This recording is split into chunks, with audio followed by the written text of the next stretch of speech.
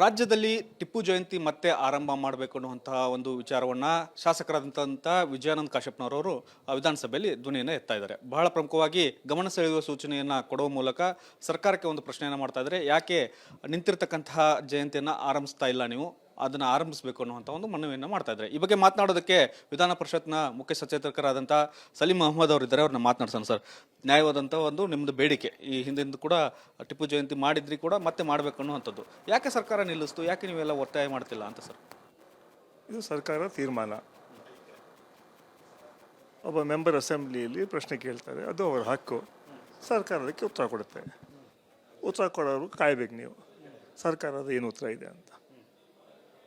ಟಿಪ್ಪು ಒಬ್ಬ ದೇಶ ಭಕ್ತ, ಸ್ವಾತಂತ್ರ್ಯ ಹೋರಾಟಗಾರ.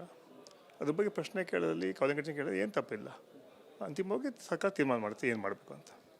ನಿಮ್ಮ ಸಮಾಜದ ಒಂದು ನ್ಯಾಯಯುತವಾದಂಥ ಒಂದು ಬೇಡಿಕೆ ಇದೆ, ನೀವು ಕೂಡ ಸಮಾಜದ ಮುಖಂಡರಿದ್ದೀರಿ.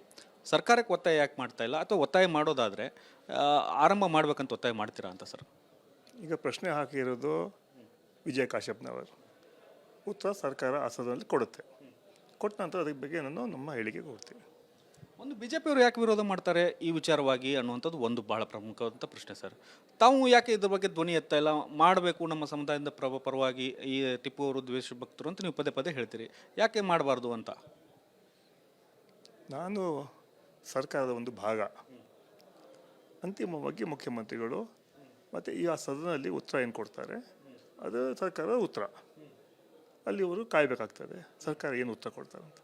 ನೀವು ಯಾವಾಗಾದರೂ ಚರ್ಚೆ ಮಾಡಿದ್ದೀರಾ ಸಿ ಎಂ ಅವ್ರ ಜೊತೆ, ಸಚಿವರ ಜೊತೆ, ನಿಮ್ಮ ಸಮುದಾಯದ ಸಚಿವರ ಜೊತೆ ಮನವಿ ಮಾಡೋಣ ಅನ್ನೋಂಥದ್ದು, ಬೇಡಿಕೆ ಇಟ್ಟಿರತಕ್ಕಂಥದ್ದು? ನೋಡಿ, ಟಿಪ್ಪು ಜಯಂತಿ ಎಲ್ಲ ಜಿಲ್ಲೆಗಳಲ್ಲಿ ಮಾಡ್ತಾನೆ ಇದ್ದಾರೆ. ಸರ್ಕಾರ ಮಾಡಲಿ ಮಾಡದೇ ಇರಲಿ, ಮಾಡೋ ಕಡೆಲ್ಲ ಮಾಡ್ತಾ ಇದ್ದಾರೆ. ಅದರಿಂದ ಅದು ಏನು ದೊಡ್ಡ ಅದ್ರ ಬಗ್ಗೆ ಸದನದಲ್ಲಿ ಈಗ ಪ್ರಶ್ನೆ ಕೇಳಿದ್ದಾರೆ ಕಾಶ್ಯಪ್ನವರು. ಉತ್ತರ ಸಿಗಲಿ, ನೋಡೋಣ. ಉತ್ತರ ಕೊಡ್ತಾರೆ, ಏನು ಕೊಡ್ತಾರೆ ಅಂತ ನಾವು ಅಸೆಂಬ್ಲಿಲಿ ನೋಡೋಣ. ಅದು ಕೌನ್ಸಿಲಲ್ಲಿ ಅದಕ್ಕೆ ಏನು ಬಂದಿಲ್ಲ, ಅಸೆಂಬ್ಲಿಲಿ ಉತ್ತರ ಪ್ರಶ್ನೆ ಹಾಕಿದ್ದಾರೆ. ಟಿಪ್ಪು ಒಂದು ಮತ ಅಂದ ವಿವಾದ ಅನ್ನುವಂಥ ಸೃಷ್ಟಿ ಆಗ್ತಾ ಇದೆ. ಇದು ತಮ್ಮ ಯಾವ ಥರ ನೋಡ್ತೀರಿ ಅಂತ ನೀವು ಸರ್? ಈಗಾಗಲೇ ಸಾಕಷ್ಟು ವಿಚಾರ ಚರ್ಚೆ ಆಗಿದೆ. ಅದು ಮತ್ತೆ ಪುನರಾವರ್ತನೆ ಮಾಡೋಕ್ಕೆ ನಾನು ಹೋಗೋದಿಲ್ಲ. ಚರ್ಚೆ ಇನ್ನೂ ನಡೀತಾನೆ ಇದೆ ಸರ್ ಅದ್ರ ಬಗ್ಗೆ? ಚರ್ಚೆ ಅಲ್ಲ, ಇದ್ರ ಬಗ್ಗೆ ಪರ ವಿರೋಧ ಮಾಡ್ತಾನೆ ಇರ್ತಾರೆ. ಅದನ್ನು ನನ್ನ ವೈಯಕ್ತಿಕ ನನ್ನ ಅಭಿಪ್ರಾಯ ಬೇರೆ ಇರ್ಬೋದು, ಅದು ಸರ್ಕಾರದ ಅಭಿಪ್ರಾಯ ನಮ್ಮ ಅಭಿಪ್ರಾಯ. ಅದರಿಂದ ಅದ್ರ ಬಗ್ಗೆ ಸರ್ಕಾರ ತೀರ್ಮಾನ ಮಾಡುತ್ತೆ, ಸದನದಲ್ಲಿ ಅದಕ್ಕೆ ಉತ್ತರ ಕೊಡ್ತಾರೆ. ವೈಯಕ್ತಿಕ ಅಭಿಪ್ರಾಯ ಏನಿದೆ ಸರ್ ತಮ್ಮದು? ನಮ್ಮ ಸರ್ಕಾರ ಅಭಿಪ್ರಾಯ ನಮ್ಮ ಅಭಿಪ್ರಾಯ. ಸರ್ಕಾರದ ಅಭಿಪ್ರಾಯ ಏನಿದೆ ಸರ್, ಮಾಡಬಾರ್ದು ಅನ್ನೋಂಥದ್ದು ಏನಿದೆ ಅಂತ? ಸರ್ಕಾರ ಅಭಿಪ್ರಾಯ ಇವಾಗ ಸದನದಲ್ಲಿ ಮಂತ್ರಿಗಳು ಉತ್ತರ ಕೊಡ್ತಾರೆ. ಉತ್ತರ ಕೊಡೋರು ಕಾಯಬೇಕು.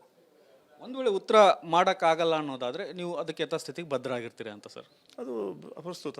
ಫಸ್ಟ್ ಉತ್ತರ ಬರಲಿ, ಆಮೇಲೆ ಅದಕ್ಕೆ ನಾವು ಹೇಳಿಕೆ ಕೊಡ್ತೀವಿ. ಅಲ್ಲ, ಈಗ ಸರ್ ಸಮುದಾಯ ಪರವಾಗಿ ಅಭಿಮಾನಿಗಳು ಮಾಡ್ತಾನೆ ಇದ್ದಾರೆ, ಸರ್ಕಾರದ ಎಲ್ಲ ಜಯಂತಿಗಳು ಆಗ್ತವೆ, ಒಂದು ವಿರೋಧ ಅಂತೂ ಇದ್ದೇ ಇದೆ ಖಂಡಿತವಾಗಿಯೂ. ಸರ್ಕಾರದ ನಮ್ಮ ಆದ್ಯತೆ, ನಮ್ಮ ಗ್ಯಾರಂಟಿಗಳು, ಎಲ್ಲ ಜಯಂತಿಗಳನ್ನ ಅಥವಾ ಎಲ್ಲ ಹೋರಾಟಗಾರನ್ನ ನಾವು ಶಕ್ತಿ ಬೆಂಬಲಿಸುವಂಥ ಕೆಲಸ ನಮ್ಮ ಸರ್ಕಾರ ಬರ್ತಾ ಇದೆ. ಅದೊಂದು ದೊಡ್ಡ ಏನು ವಿಚಾರ ಇಲ್ಲ. ನಮ್ಮೇಲೆ ಮುಂದೆ ಬೇರೆ ಬೇರೆ ವಿಚಾರಗಳಿದೆ. ಬಡತನ ನಿರ್ಮೂಲನೆ ಇರ್ಬೋದು, ಎಂಪ್ಲಾಯ್ಮೆಂಟ್ ಸಮಸ್ಯೆಗಳಿರ್ಬೋದು, ಬೇರೆ ಬೇರೆ ಸಮಸ್ಯೆಗಳು, ಮತ್ತು ಸರ್ಕಾರದ ಕರ್ತವ್ಯ ಇದೆ. ಆ ಕರ್ತವ್ಯಗಳು ನಾವು ಮಾಡ್ತಾ ಇದ್ದೀವಿ. ಅದರಿಂದ ಇಲ್ಲಿ ಭಾವನೆಗಳಿಂದ ನಾವು ಯಾವತ್ತೂ ಕೂಡ ಇದಾಗಬಾರ್ದು, ನಾವು ಉದ್ರಿಕ ಆಗಬಾರ್ದು. ಅದರಿಂದ ಇವತ್ತೇನೋ ಅವರು ವೈಯಕ್ತಿಕ ಪ್ರಶ್ನೆ ಕೇಳಿದ್ದಾರೆ, ಅದಕ್ಕೆ ಸರ್ಕಾರ ಉತ್ತರ ಕೊಡುತ್ತೆ. ಬೇರೆ ಕೋಮಿನವರು ವೈಯಕ್ತಿಕ ಪ್ರಶ್ನೆಗಳನ್ನು ಕೇಳ್ತಾರೆ ಸರ್, ತಾವು ಅದೇ ಸಮುದಾಯದವರು ಅಥವಾ ನಿಮ್ಮ ಇನ್ನೊಂದಿಷ್ಟು ಶಾಸಕರಿದ್ದಾರೆ, ಅವ್ರು ಯಾಕೆ ಪ್ರಶ್ನೆ ಮಾಡ್ತಾ ಇಲ್ಲ ಅಂತ? ಆ ವಿಚಾರವಾಗಿ ಈಗಾಗಲೇ ನಮ್ಮ ಸರ್ಕಾರ ಹೇಳಿಕೆ ಕೊಟ್ಟಿದೆ. ಈಗ ಸದನದಲ್ಲಿ ಅದಕ್ಕೆ ಉತ್ತರ ಸಿಗುತ್ತೆ. ನಂತರ ಅದಕ್ಕೆ ನಾನು ಏನು ಹೇಳಬೇಕು ಹೇಳ್ತೇನೆ. ಅಲ್ಪಸಂಖ್ಯಾತ ಸಮುದಾಯ ಕಾಂಗ್ರೆಸ್ ಸರ್ಕಾರಕ್ಕೆ ಬೆಂಬಲವಾಗಿ ನಿಂತು 2023 ಚುನಾವಣೆಯಲ್ಲಿ ಭರ್ಜರಿ ಗೆಲುವು ಸಾಧಿಸೋಕೆ ಕಾರಣ ಆಯಿತು. ಈಗ ಅಭಿವೃದ್ಧಿ ಆಗ್ತಾ ಇದೆ ಸರ್ ಅಲ್ಪಸಂಖ್ಯಾತ ಸಮುದಾಯ, ಯಾಕಂದರೆ ನೀವು ಕೂಡ ಒಂದಷ್ಟು ಆ ಮೊಹಲ್ಲಗಳ ಅಭಿವೃದ್ಧಿಗಾಗಲಿ ಅವರ ಉದ್ಧಾರ ಮಾಡಬೇಕು ಅನ್ನೋಂಥ ಲೆಕ್ಕದಲ್ಲಿ ಒಂದಷ್ಟು ಅನುದಾನಗಳು ಬಿಡುಗಡೆ ಆಯಿತು, ಅವು ಬಿಡುಗಡೆ ಆಗಿದಾವ ಅನ್ನುವಂಥದ್ದು ಸರ್? ಅಲ್ಪಸಂಖ್ಯಾತ ಮಾತ್ರ ಅಲ್ಲ, ಬಹುಸಂಖ್ಯಾತರಿಗೂ ನಮ್ಮ ಕಾರ್ಯಕ್ರಮ ಕೊಟ್ಟಿದ್ದೀವಿ. ನಮ್ಮ ಸರ್ಕಾರ ಸರ್ವರಿಗೂ ಸಮಪಾಲು, ಸರ್ವರಿಗೂ ಸಮಬಾಳು. ಅದರಿಂದ ಯಾವ ಒಂದು ಜನಾಂಗಕ್ಕೆಲ್ಲ ಅಲ್ಪಸಂಖ್ಯಾತರಿಗೂ ಸಿಕ್ಕಿದೆ, ಬಹುಸಂಖ್ಯಾತರಿಗೂ ಸಿಕ್ಕಿದೆ. ಅದರಿಂದ ನಮ್ಮ ಸರ್ಕಾರ ಯಾವುದೇ ಒಂದು ಜಾತಿ ಜನಾಂಗಕ್ಕೆ ಹೋಲಿಸೋ ಕೆಲಸ ನಾವು ಮಾಡೋದಿಲ್ಲ. ಎಲ್ಲರಿಗೂ ನಾವು ಪ್ರಾಮಾಣಿಕವಾಗಿ ಎಲ್ಲ ಸಮಾಜಕ್ಕೆ ಇವತ್ತು 5 ಗ್ಯಾರಂಟಿಗಳು ಕೊಟ್ಟಿದ್ದೀವಿ. ಅದ್ರಲ್ಲಿ ಜಾತಿ ಜನಾಂಗ ಇದೆಯಾ? ಅನ್ನಭಾಗ್ಯಕ್ಕೆ ಏನಾದರೂ ಜಾತಿ ಇದೆಯಾ? ಗೃಹಲಕ್ಷ್ಮಿ, ಗೃಹಜ್ಯೋತಿ, ಯುವ ನಿಧಿ ಇದಕ್ಕೆ ಜಾತಿ ಇದೆಯಾ? ಅದರಿಂದ ನಮ್ಮ ಸರ್ಕಾರ ಏನಿದೆ ಎಲ್ಲರಿಗೂ ಒಂದೇ ರೀತಿ ನೋಡ್ತಾ ಇದ್ದೀವಿ. ಅದರಿಂದ ನಮ್ಮ ಅಭಿವೃದ್ಧಿ ಮಾಡೋದೇ ನಮ್ಮ ಕರ್ತವ್ಯ, ನಮ್ಮ ಧರ್ಮ. ಆ ಕೆಲಸ ನಾವು ಮಾಡ್ತಾ ಇದ್ದೀವಿ, ಪ್ರಾಮಾಣಿಕವಾಗಿ ಮಾಡ್ತಾ ಇದ್ದೀವಿ. ಅದಕ್ಕೆ ಹೇಳೋದು ಬಯಸ್ತಾ ಇದ್ದೇನೆ. ಸರ್ಕಾರಕ್ಕೆ ಸಂಪೂರ್ಣವಾದಂಥ ಬೆಂಬಲವನ್ನು ನಿಮ್ಮ ಸಮುದಾಯಕ್ಕೆ ಕೊಟ್ಟರು ಕೂಡ, ಅಂದರೆ ಕಾಂಗ್ರೆಸ್ ಪಕ್ಷಕ್ಕೆ ಕೊಟ್ಟರು ಕೂಡ ನಿರೀಕ್ಷಿತ ಮಟ್ಟದಲ್ಲಿ ಅನುದಾನ ಬಂದಿಲ್ಲ ಅನ್ನುವಂಥದ್ದು ಒಂದು ಕೊರಗು, ಜೊತೆಗೆ ಮಂತ್ರಿಗಳ ನಿರೀಕ್ಷಿತ ಮಟ್ಟದಲ್ಲಿ ಸಿಕ್ಕಿಲ್ಲ ಅನ್ನುವಂಥದ್ದು ಇನ್ನೊಂದು ಕೊರಗಿದೆ. ಅದಾದ್ರೂ ಮುಂದೆ ಈಡೇರುತ್ತಾ ಅನ್ನೋಂಥದ್ದು ಸರ್? ಈಗಾಗಲೇ ಸಾಕಷ್ಟು ಅನುದಾನ ಅಲ್ಪಸಂಖ್ಯಾತರ ಡಿಪಾರ್ಟ್ಮೆಂಟ್ ಸಿಕ್ಕಿದೆ. ಅದೇ ಬೇರೆ ಸಮಾಜದವರು ಕೊಟ್ಟಿದ್ದಾರೆ. ಅದರಿಂದ ಬರೀ ಅಲ್ಪಸಂಖ್ಯಾತರು ಅಂತ ಸಲೀಂ ಅಹಮದ್ ಕೇಳೋದು ತಪ್ಪು. ಸಲೀಂ ಅಹಮದ್ ಅಲ್ಪಸಂಖ್ಯಾತರು ಮಾತ್ರ ಅಲ್ಲ, ಈ ರಾಜ್ಯದ ಒಬ್ಬ ನಾಗರಿಕ. ನಾನು ಅಲ್ಪಸಂಖ್ಯಾತರು ಇದ್ರೂ ಕೂಡ ಎಲ್ಲ ಸಮಾಜ ತಗೊಳ್ಳುವಂತಹ ಧರ್ಮ ಕರ್ತವ್ಯ ನಂದು. ನೀವು ಪದೇ ಅಲ್ಪಸಂಖ್ಯಾತರು ಹೇಳೋದು ಸರಿ ಅಲ್ಲ. ನಾವು ಒಬ್ಬ ಸರ್ಕಾರದ ಪ್ರತಿನಿಧಿ. ನಮಗೆ ಎಲ್ಲ ಸಮಾಜದವನ್ನು ನಾವು ತಗೊಳ್ಳುವಂತಹ ಕೆಲಸ. ಅದಕ್ಕೆ ಹೇಳೋದು ಸರ್ವ ಜನಾಂಗದ ಶಾಂತಿಯ ತೋಟ ಅಂತ ಹೇಳ್ತೀವಿ ನಾವು. ಅದು ನಮ್ಮ ಕರ್ತವ್ಯ. ಇಲ್ಲಿ ಭಾವನೆಗಳಿಗೆ ಅವಕಾಶ ಇಲ್ಲ. ನಮ್ಮ ಕರ್ತವ್ಯ ನಮ್ಮ ಮುಂದೆ ಇದೆ. ಆ ಕರ್ತವ್ಯ ನಾವು ಮಾಡ್ತಾ ಇದ್ದೀವಿ. ಯಾಕೆ ಪ್ರಶ್ನೆ ನಾನು ಕೇಳ್ತಾ ಇದ್ದೇನೆಂದರೆ, ನೀವು ಕರ್ನಾಟಕದವರು, ಭಾರತೀಯರು, ಅದು ಒಪ್ಕೊಳ್ಳೋಣ ಸರ್. ಆದರೆ ನಿಮ್ಮ ಸಮುದಾಯದಿಂದ ಸದ್ಯ ವಿದ್ಯಾವಂತರು, ಸುಸಂಸ್ಕೃತರು ಅನ್ನೋದಾದರೆ ಸಲೀಂ ಅಹಮದ್ ಅವರು. ಹಾಗಾಗಿ ಸಮುದಾಯದ ಪರವಾಗಿ ಒಂದಷ್ಟು ಮಾತನಾಡ್ತಾರೆ ಅನ್ನುವಂಥದ್ದು. ನಮ್ಮ ಸಮಾಜದ ಬಗ್ಗೆ ಮಾತಾಡ್ತೀವಿ, ಬೇರೆ ಸಮಾಜದವರು ಕೂಡ ನಾವು ಮಾಡ್ತೀವಿ.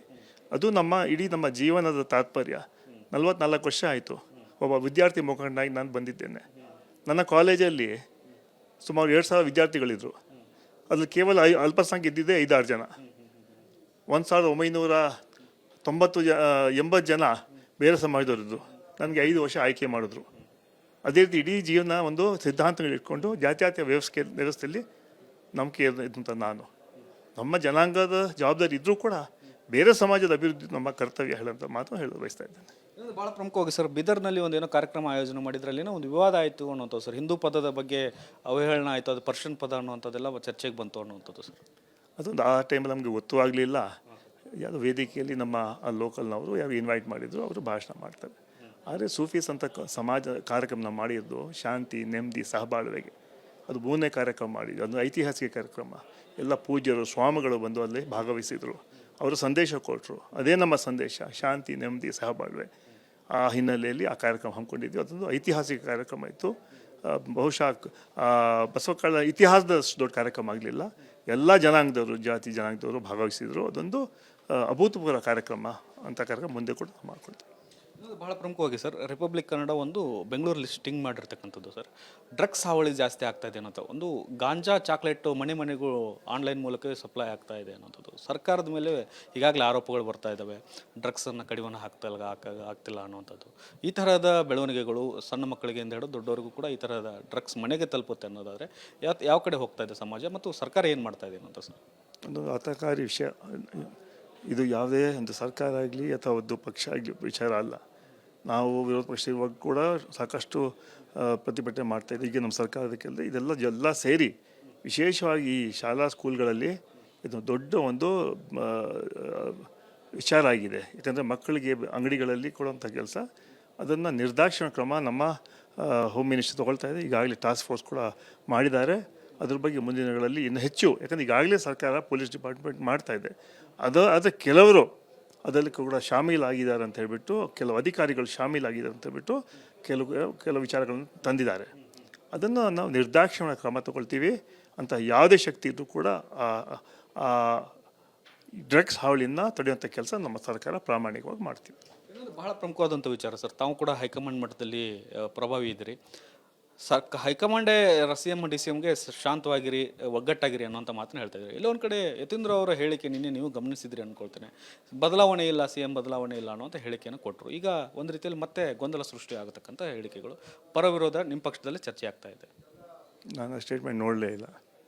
ಯಾಕಂದ್ರೆ ನಾನು ಟೂರಲ್ಲಿದ್ದೆ, ಬಂದಿದ್ದು ಬೀದರಿಂದ ಬೆಳಿಗ್ಗೆ ಬಂದೆ. ಅವ್ರು ನಾನು ಕೌನ್ಸಿಲಲ್ಲಿದ್ದೆ. ಆ ಸ್ಟೇಟ್ಮೆಂಟ್ ನೋಡಿ ಉತ್ತರ ಕೊಡ್ತೀನಿ. ಬೆಳಿಗ್ಗೆ ಸುದ್ದಿ ಪತ್ರಿಕೆಗಳನ್ನೆಲ್ಲ ಓದಲಿಲ್ವಾ ಅಂತ ಸರ್? ಅಲ್ಲ, ಬೆಳಿಗ್ಗೆ ನಾನು 2-3 ಪತ್ರಿಕೆ ನಮ್ಮ ಬರುತ್ತೆ. ಆ ಪತ್ರಿಕೆಯಲ್ಲಿ ಆ ಸ್ಟೇಟ್ಮೆಂಟ್ ನೋಡಿಲ್ಲ. ನೋಡಿಬಿಟ್ಟು ಅದಕ್ಕೆ ಉತ್ತರ ಕೊಡ್ತೀನಿ. ಇದಿಷ್ಟು ಸಲೀಂ ಅಹಮದ್ ಅವರ ಮಾತು.